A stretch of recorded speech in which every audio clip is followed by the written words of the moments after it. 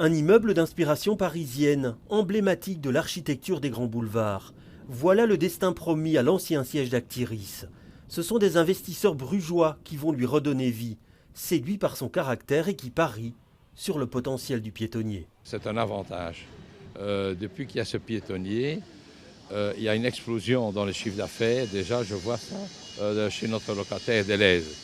Il a doublé le nombre de personnes qui rentrent dans son magasin et qui achètent. Il y a une vie ici, mais il faut rendre la vie plus intense, plus à niveau.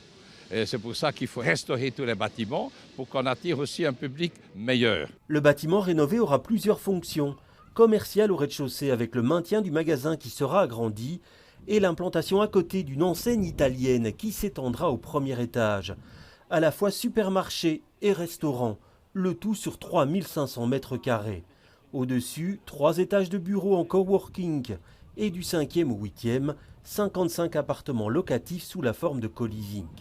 Un complexe sans parking au sous-sol. Ce n'est pas nécessaire du tout et à un moment donné, on doit s'obliger à s'éduquer.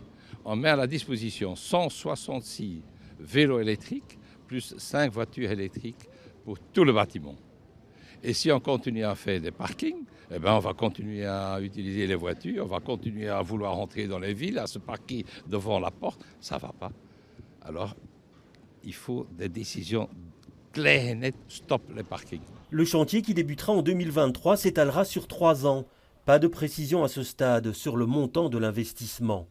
Une nouvelle mue pour cet ensemble, dont la première version vit le jour en 1872 et qui abritait les grands magasins de la Bourse.